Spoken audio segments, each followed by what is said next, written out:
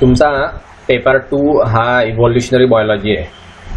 तर त्या इव्होल्युशनरी बायोलॉजीमधलं आपण हे पहिलं युनिट बघूया. तर याच्यामध्ये जीवन हे कुठून सुरू झालं त्याचा इतिहास आहे.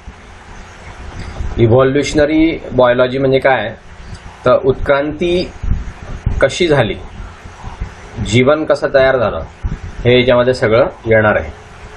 तर इव्होल्युशनरी हिस्ट्री जी आहे जीवनाची, म्हणजे उत्क्रांतीचा इतिहास, मानवी जीवनाच्या उत्क्रांतीचा इतिहास असं याला मराठीमध्ये आपण म्हणू. तर पृथ्वीवरती मानवी जीवन केव्हा सुरू झालं, तर लिव्हिंग आणि एक्स्टिंक्ट अशा ऑर्गॅनिझम्सवरून म्हणजे प्राण्यांवरून आपल्याला ते दिसून येतं. जेव्हा पहिल्यांदा जीवन अस्तित्वात आलं आणि नंतर उत्क्रांती झाली, तर ते आपल्याला त्याच्या जीवाश्मांवरून कळतं.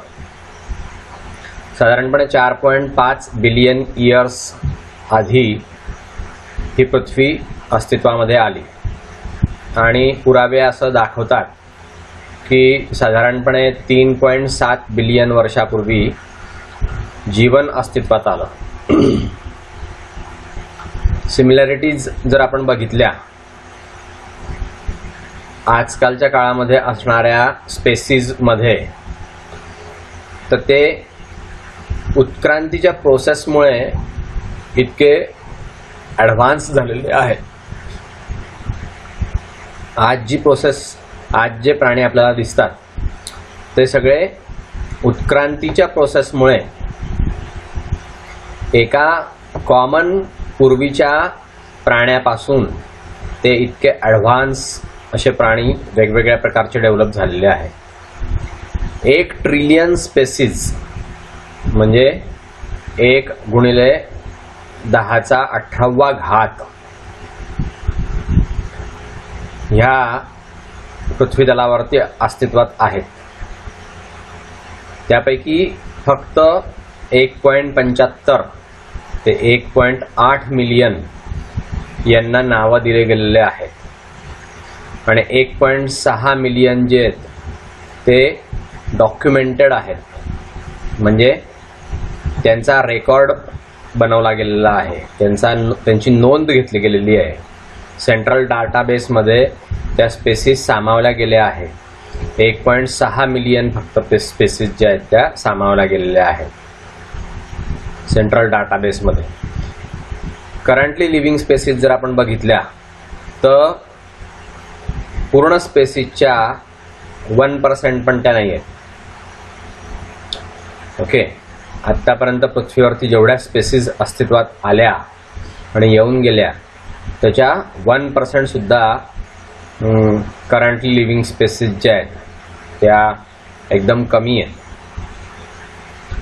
जर सगळ्यात पहिला पुरावा आपण बघितला तर बायोजेनिक कार्बन सिग्नेचर पासून जीवन अस्तित्वात आलं असं आपण म्हणतो. स्ट्रोमॅटोलाइट फोसाईल हे दिसले आणि त्या स्ट्रोमॅटोलाइट फोसाईल पासून आपल्याला कळून आलं की बुवा लाईफ हे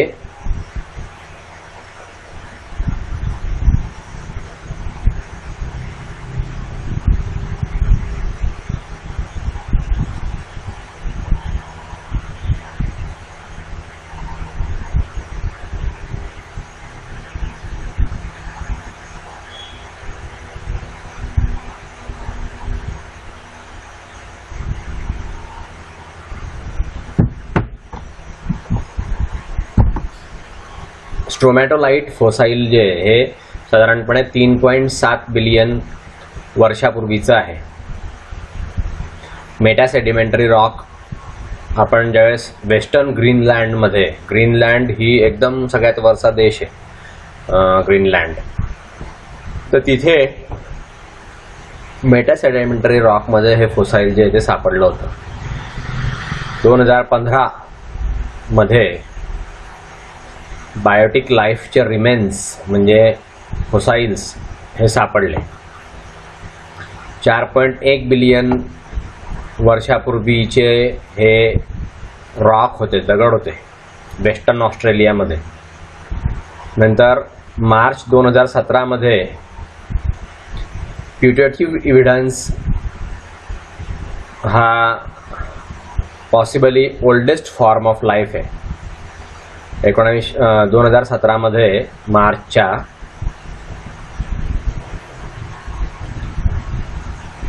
हा पृथ्वीवरती सापडला. फॉसिलाइज्ड मायक्रो ऑर्गॅनिझम डिस्कवर्ड झाले. हायड्रोथर्मल स्मोक म्हणजे धुराचा पाणी आणि थर्मल म्हणजे उष्णता यांचं प्रेसिपिटेशन केलं. व्ह्युजिटिक बेल्ट ऑफ क्युबेक कॅनडामध्ये. तर ते साधारणपणे 4.28 बिलियन इयर पूर्वी पृथ्वीवरती जगले असं दिसून आलं. समुद्र जे आहे ते 4.4 बिलियन वर्षापूर्वी अस्तित्वात आले असं म्हटलं जातं. नंतर 4.54 वर्षापूर्वी पृथ्वी जन्माला आली असं म्हटलं जातं. मायक्रोबियल मॅट्स जे आहेत म्हणजे मायक्रोबियल म्हणजे काय तर जीवाणूंच्या जाळ्या मॅट्स म्हणजे किंवा जीवाणूंच्या सतरंजीसारखा असा एक लेयर.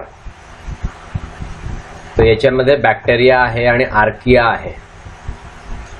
हे एकदम डॉमिनंट फॉर्म होते, एकदम स्पष्ट दिसायचे लाईफचे. अर्ली आर्कियन इपोकमध्ये हे दिसून आलेले आहेत. मेजर स्टेप्स जर याच्यामध्ये बघितले आपण अर्ली इव्होल्युशनमध्ये तर असं पाहता येतं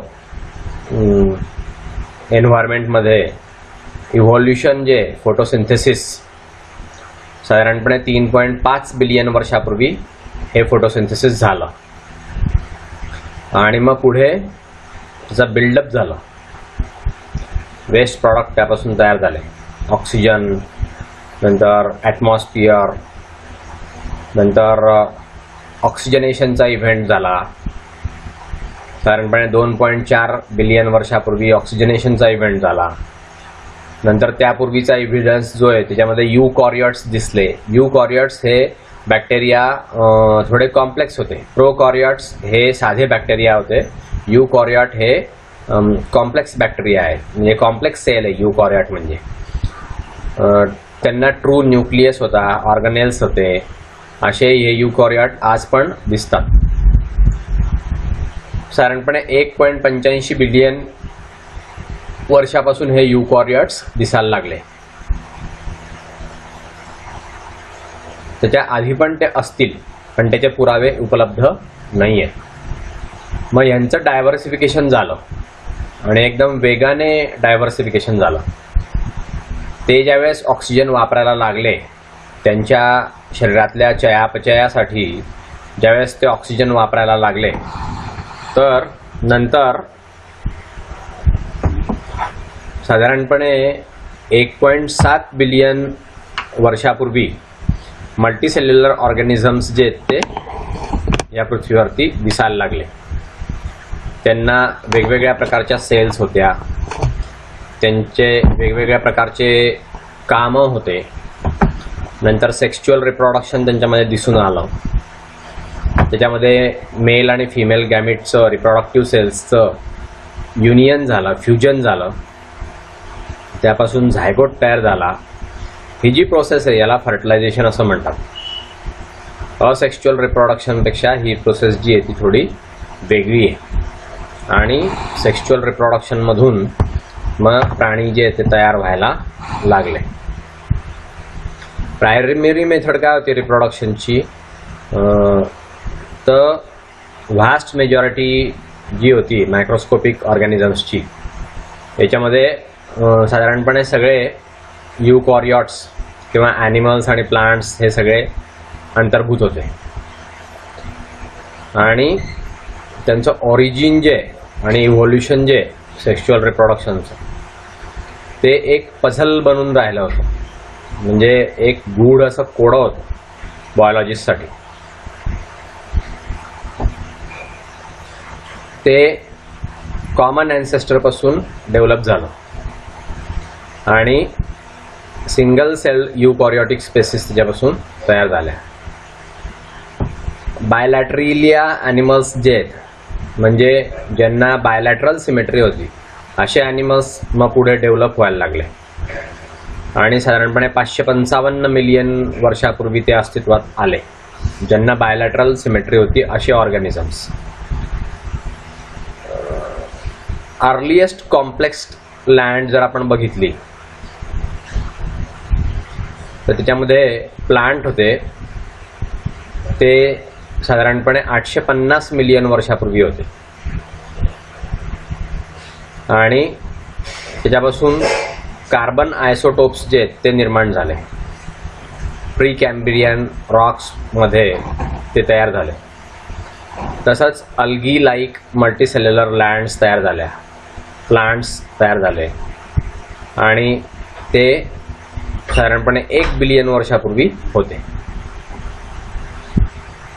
शिवाय असा पुरावा मिळतो की मायक्रो ऑर्गॅनिझम्स जे तयार झाले तर टेरेस्ट्रियल इकोसिस्टीममध्ये साधारणपणे 2.7 बिलियन वर्षापूर्वी ते होते. इन्सेप्शन जसं त्यांचं पृथ्वीवरती झालं तर ते प्लांट्सच्या आधी होते.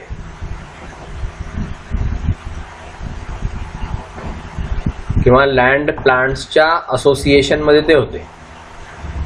ऑर्डोव्हिसियन ह्या एरामध्ये ते दिसून आले. लँड प्लांट जे आहेत ते सक्सेसफुल होते खूप. त्याच्यामध्ये लेट डिवोनियन पिरियड हा कॉन्ट्रीब्यूट झालेला आहे. एक्सटिंक्शन इव्हेंटमध्ये लेट डिवोनियन पिरियडमध्ये हे लँड प्लांट खूप सक्सेसफुल होते. कॅज्युअल चेन यांच्यामध्ये दिसून आली आणि अर्ली ट्रीज जे आहेत आर्किओप्टेरिजच्या अर्ली ट्रीज याच्यामध्ये दिसून आल्या. पहिलं त्यांनी CO2 लेव्हल्स घेतल्या, नंतर ग्लोबल कूलिंग झालं त्यामुळे सी लेव्हल जी आहे ती कमी झाली. दुसरं आर्किओप्टेरिसचे रूट दिसायला लागले, सॉइल डेव्हलपमेंट झाली त्यामुळे रॉक वेदरिंग झालं आणि सबसिक्वेंट न्यूट्रियंट जे आहेत ते रन ऑफ झाले. त्याच्यामध्ये अल्गल ब्लूम्स आल्या आणि अनॉक्सिक इव्हेंट जे आहेत म्हणजे डिफिशियन्सी ऑफ ऑक्सिजन हे पण तयार झाले. त्यामुळे मरीन लाईफ जे आहे ते पूर्णपणे नष्ट झालं. मरीन स्पेसीज हे ॲक्च्युली प्रायमरी व्हिक्टीम होते. लेट डिवोनियन एक्सटिंक्शनमध्ये पहिल्यांदा समुद्री स्पेसीज ज्या आहेत त्या नष्ट झाल्या. युडियाकारा बायोटा हा युडियाकारन पिरियडमध्ये होता. तेव्हा व्हर्टेब्रेट्स दिसत होते आणि बरेचसे मॉडर्न फायला पण दिसत होते. साधारणपणे 525 मिलियन वर्षापूर्वी कॅम्ब्रियन एक्सप्लोजनमध्ये पर्मियन पिरियडमध्ये सिनॅप्सिड्समध्ये त्याच्यामध्ये मॅमल्सचे ॲन्सेस्टर दिसले आणि ते डॉमिनेट झाले. त्याची लँड डॉमिनेट झाली. पण याचा जो ग्रुप आहे तो नंतर एक्सटिंक्ट झाला. पर्मियन ट्रायसिक एक्सटिंक्शनमध्ये 252 मिलियन वर्षापूर्वी हे एक्सटिंक्शन घडून आलं. मग कॅटास्ट्रॉफीपासून रिकव्हरी झाली आर्कोसॉर्स हे मोस्ट अबंडंट झाले. लँड व्हर्टेब्रेट्समध्ये आर्कोसॉर्स दिसायला लागले. एक ऑर्कोसॉर ग्रुप जो आहे त्याच्यामध्ये डायनोसॉर्स होते. ज्युरॅसिक आणि क्रिस्टॅशियस पिरियडमध्ये हे खूप मोठे असे डॉमिनेटेड ॲनिमल्स होते. क्रिस्टॅशियस पॅलॉजिन एक्सटिंक्शनमध्ये साधारणपणे 66 मिलियन वर्षापूर्वी नॉन एव्हियन डायनोसॉर्स जे ते नष्ट झाले आणि मॅमल्स हे खूप वाढायला लागले. मॅमल्सची संख्या वाढली, साईज वाढली, डायव्हर्सिटी वाढली. असं मास एक्सटिंक्शन जे ते ॲक्सलरेट झालं इव्हॉल्युशनमध्ये, उत्क्रांतीमध्ये. आणि मग नवीन ग्रुप तयार व्हायला सुरुवात झाली आणि त्या ऑर्गॅनिझम्स जे आहेत ते ऑर्गॅनिझम्स डायव्हर्सिफाय व्हायला लागले. म्हणजे वेगवेगळ्या प्रकारचे ॲनिमल्स तयार व्हायला लागले. त्यांचे ग्रुप्स जे आहेत ते डायव्हर्सिफाय झाले. आता पृथ्वीची काही वर्षापूर्वीचा इतिहास जर आपण बघितला तर मिटिओराइट फ्रॅगमेंट्स सापडले होते पृथ्वीवरती. हे साधारणपणे 4.54 बिलियन वर्षापूर्वीचे आहेत. हे प्रायमरली एन्शंट लेड डिपॉझिटमध्ये हे सापडले आणि एस्टिमेटेड एज जे त्यांचं अर्थवरती त्याच्यामध्ये साधारणपणे आपल्याला 4.54 बिलियन वर्षापूर्वीचे आपण म्हणतो. मून जे आहे त्याचं पण कॉम्पोजिशन सेम आहे.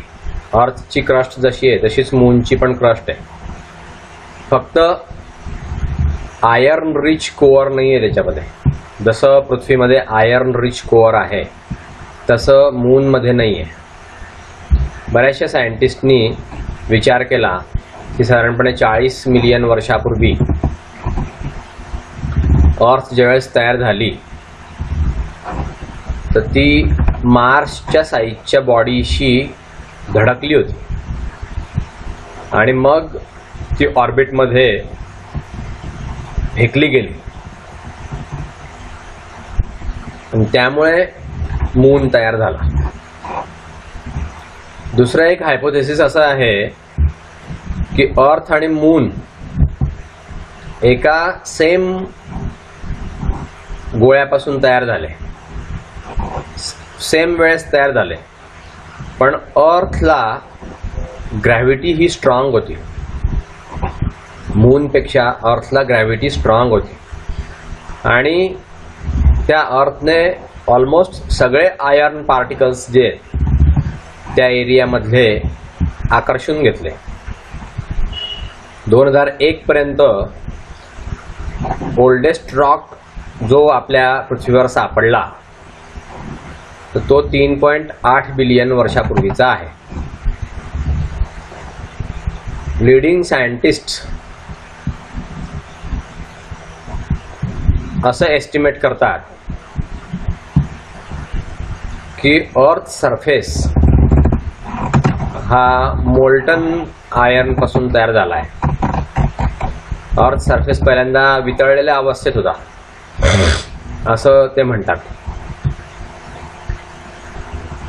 हा जो पार्ट आहे अर्थ हिस्ट्रीचा याला हॅडियन म्हणतात, फॉर्मेशन ऑफ सोलर सिस्टीम, किंवा पहिला दगड पृथ्वीवर बनला. जर समजा आपण ॲनालिसिस केलं टेट्रॅगोनियल मिनरलचं तर झिरकॉन्स तयार झाले 4.4 बिलियन इयर्स पूर्वी. आणि त्यांनी असं दाखवून दिलं की अर्थ क्रस्ट जी आहे ती सॉलिडिफाय झाली साधारणपणे 100 मिलियन वर्षापूर्वी.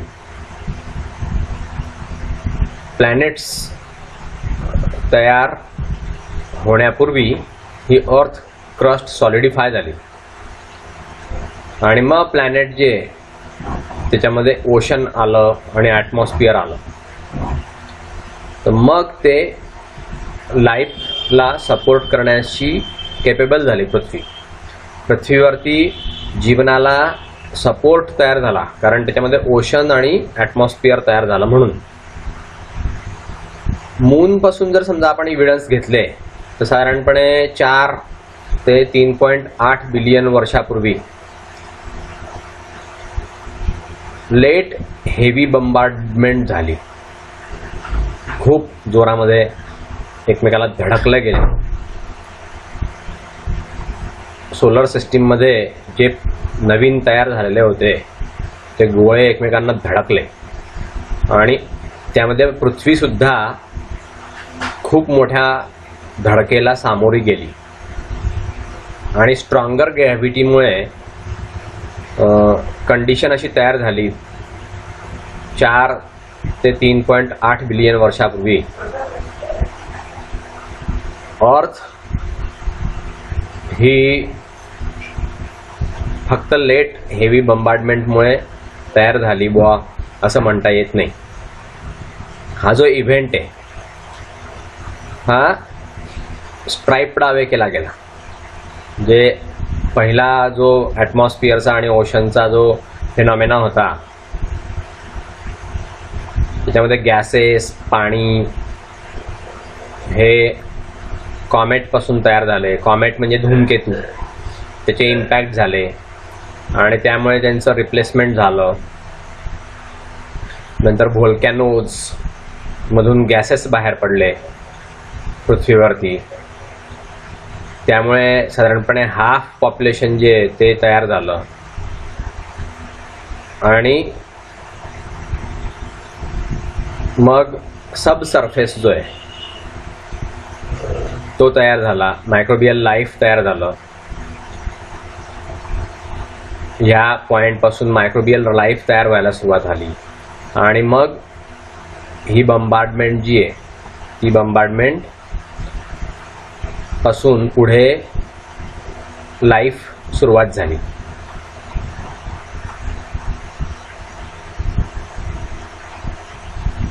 आपण जर बघितलं ऑर्गॅनिझम्स तर एकदम मायन्यूट म्हणजे एकदम बारीक, रिलेटिव्हली फीचरलेस, म्हणजे त्यांना काहीच अशा कॅरेक्टर्स नाही आहेत. त्यांचे फोसाइल्स जर पाहिले तर ते एकदम स्मॉल असे रॉड दिसतात.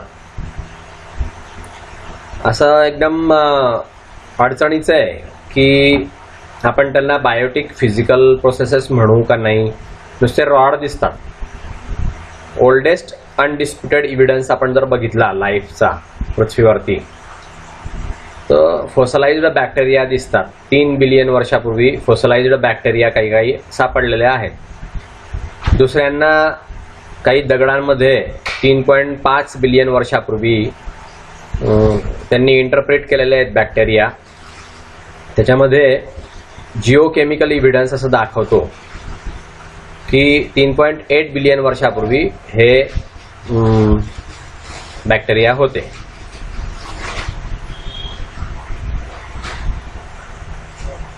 हे जे ॲनालिसिस आहे हे क्लोजली स्क्रुटिनाइज्ड झालेले आहेत आणि नॉन बायोलॉजिकल प्रोसेसेस त्याच्यावरती तयार झालेल्या आहेत.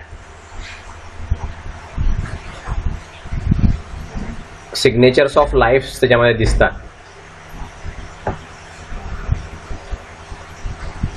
याच्यात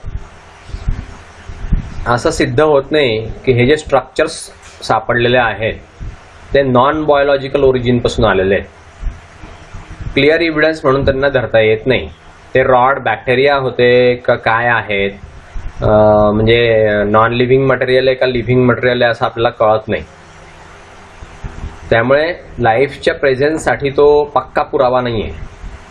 जिओकेमिकल सिग्नेचर्स जर आपण पाहिल्या रॉक्समध्ये तर 3.4 बिलियन इयर्स वर्षापूर्वी ते डिपॉझिट झालेले आहेत आणि त्याचा एव्हिडन्स हा जीवनाचा दिसून येतो आणि त्याच्यामध्ये हे सेटलमेंट्स जे आहेत ते दिसून येतात. त्याला जर थराली एक्झामिन केलं क्रिटिक्सने तर मग त्याच्यामध्ये ते आपल्याला इव्हिडन्सेस सापडतात.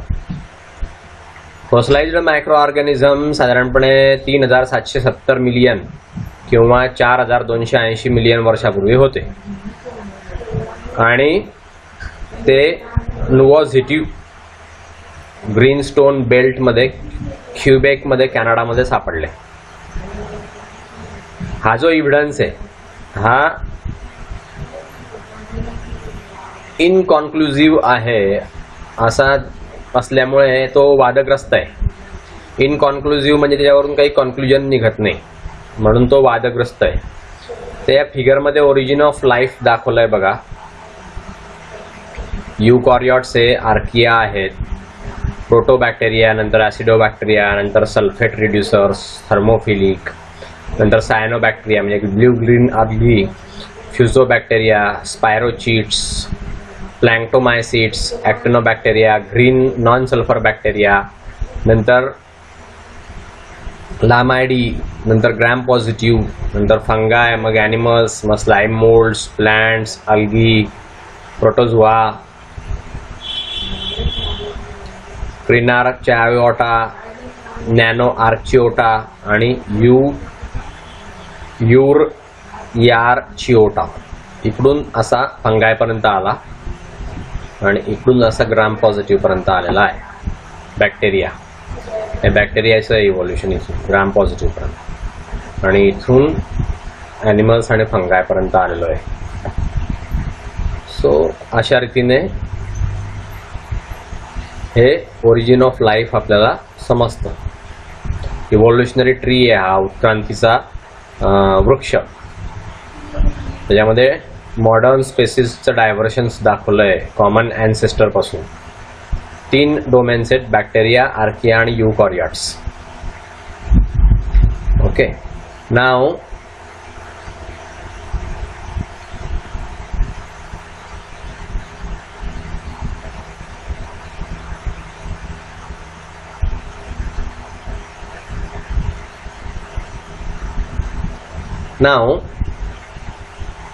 बायोलॉजिस्ट जे आहेत त्यांना असं कारण आहे की लिव्हिंग ऑर्गॅनिझम जे अर्थवरती आहेत त्यांना एकच फक्त युनिव्हर्सल असा पूर्वज होता. कारण व्हर्च्युअली असं इम्पॉसिबल आहे की 2 किंवा मेयर सेपरेट, 2 किंवा जास्त सेपरेट लिनिएज दिसलेले होते बुवा, हे प्रत्यक्षात आपल्याला विश्वास ठेवायला फार कठीण जातं. इंडिपेंडंटली डेव्हलप झालेले 2-3 पूर्वज होते असं आपल्याला लक्षात नाही येत किंवा असं आपल्याला जाणवत नाही. तर सगळ्यांचा एकच पूर्वज होता, युनिव्हर्सल ॲन्सेस्टर होता, सगळ्यांचा एकच पूर्वज होता आणि त्याच्यापासून मेनी कॉम्प्लेक्स बायोकेमिकल मेकॅनिझम जे आहेत ते डेव्हलप झाले आणि लिव्हिंग ऑर्गॅनिझम्स त्याच्यापासून तयार झाले. नाव इंडिपेंडन्स जर बघितलं आपण अर्थचा इमर्जन्सचा, तर आपल्याला असं दिसतं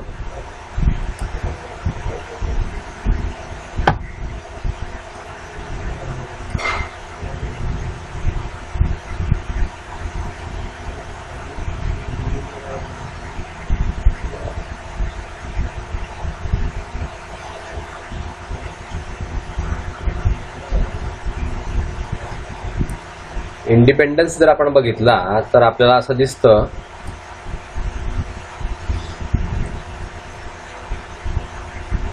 की पृथ्वीवरती जीवन कसं तयार झालं, तर हे कार्बन आणि वॉटरवरती अवलंबून आहे.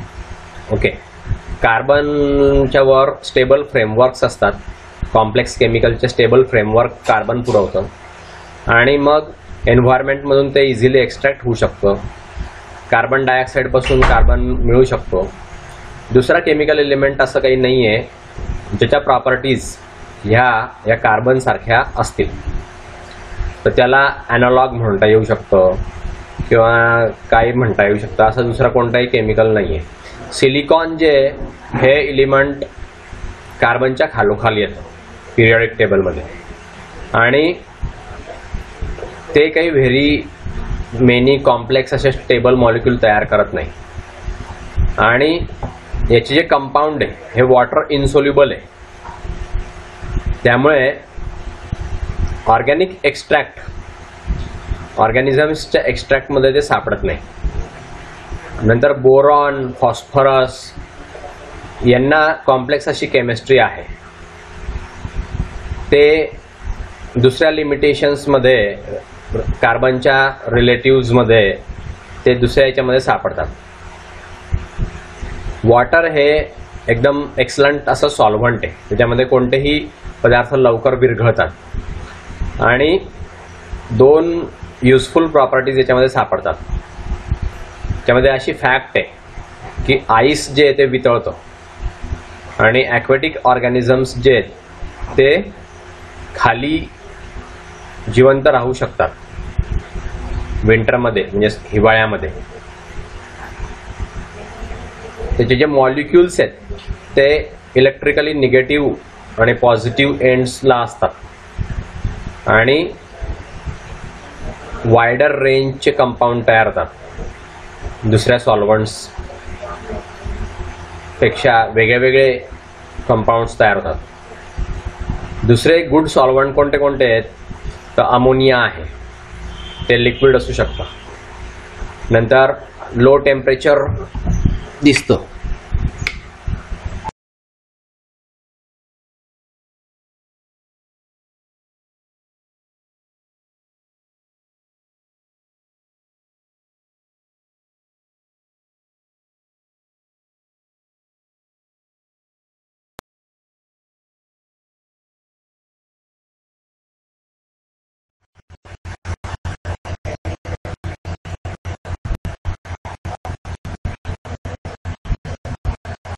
तर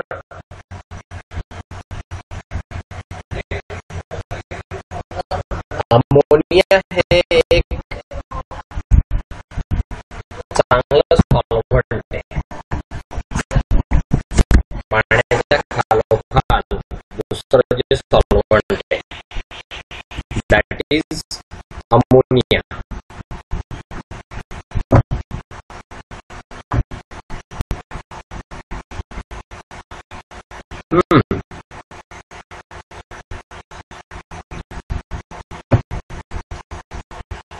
हे पण लिक्विड असतो. लिक्विड अमोनिया आपण पाहतो. लो टेम्परेचरला ते राहू शकतं आणि केमिकल रिॲक्शन्स जे आहेत त्या खूप स्लो असतात. लाईफ त्याच्यामध्ये सस्टेन होऊ शकतं.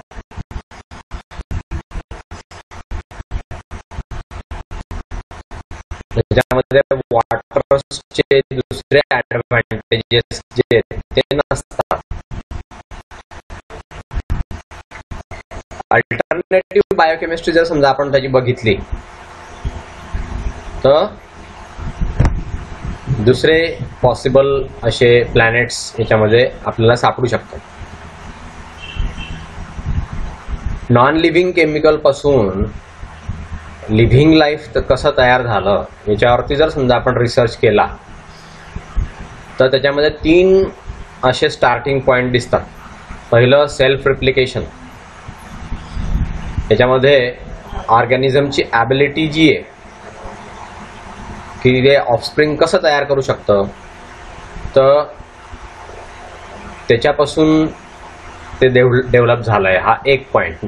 मेटाबॉलिझम जो आहे त्याचं ॲनिमलचं जे मेटाबॉलिझम आहे चयापचय जे त्यामुळे तो नवीन ऑर्गॅनिझम्स तयार करू शकतो. त्याच्यासारखा दुसरा ऑर्गॅनिझम रिप्रोडक्शन तो करू शकतो. नंतर ऑर्गॅनिझम स्वतः खाऊ शकतो आणि स्वतःला रिपेअर पण करू शकतो. याच्यामुळे सुद्धा लाईफ सस्टेन राहिलेलं आहे. त्याचे जे एक्सटर्नल सेल मेम्ब्रेन्स आहेत ते फूडला आतमध्ये घेण्यामध्ये मदत करतात आणि वेस्ट प्रॉडक्ट त्यातून बाहेर पडतात. अनवॉन्टेड सबस्टन्सेस त्यातून बाहेर पडतात. अबायोजेनेसिस वरती आपण जर रिसर्च केला तर अजून आपल्याला बरंचसं शोधायचं आहे. कारण थेरॉटिकल आणि इम्पॅरिकल अप्रोचेस जे ते फक्त सुरुवात आहे. एकमेकांशी कॉन्टॅक्ट करण्याची ती नुसती सुरुवात आहे. तर याच्यामध्ये आपण रिप्लिकेशन जे पहिलं रिप्लिकेशन म्हणजे that is a RNA world. Replication म्हणजे एका आरएनए पासून दुसरे आरएनए तयार होणे. तर हे आपण नेक्स्ट लेक्चरला पाहूया. इथे आपण थांबूया.